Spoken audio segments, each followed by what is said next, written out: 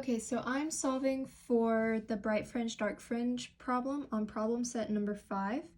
It says, in Young's double slit experiment, 431 nanometers of light gives a fourth order bright fringe at a certain location on a flat screen. What is the longest wavelength of visible light that would produce a dark fringe at the same location? Assume that the range of visible wavelengths extends from 380 to 750 nanometers. So from this equation, or from this problem, we are looking for a dark fringe and we're given a bright fringe, so we can use these two equations. For a dark fringe, the equation is m minus 1/2 times wavelength equals distance sine of theta. And then for a bright fringe, the equation is given as m times wavelength equals distance times sine of theta. And since we're given the bright fringe and we're looking for a dark fringe, what we can do is set these two equal to each other since they have this common d times sine theta. And so we're given m times wavelength equals m minus 1/2 times wavelength. And in the problem, we're given that M1, we're going to call this M1, and this wavelength 1, I'll call this one M2, and this wavelength 2 for the dark fringe, and M1 for the bright fringe. So in the problem, M1 is going to be 4, because it says it's a fourth order bright fringe. Wavelength is going to be 431 nanometers.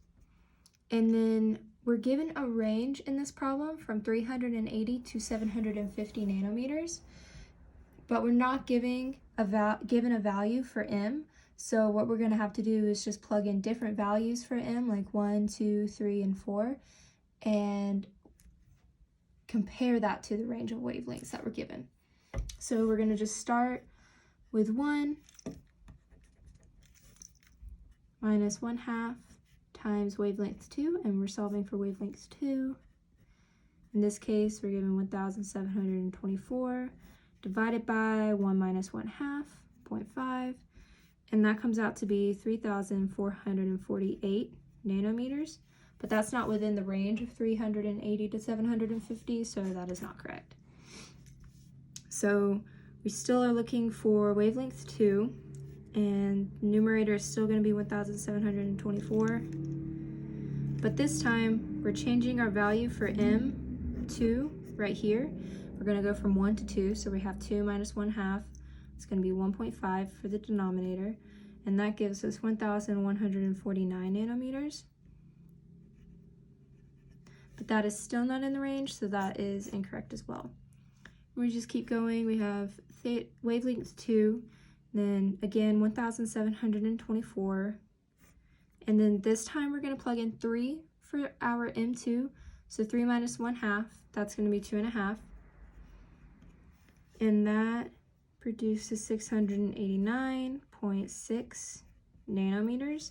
And this is within the given range. So this is an acceptable answer, and this is the correct answer.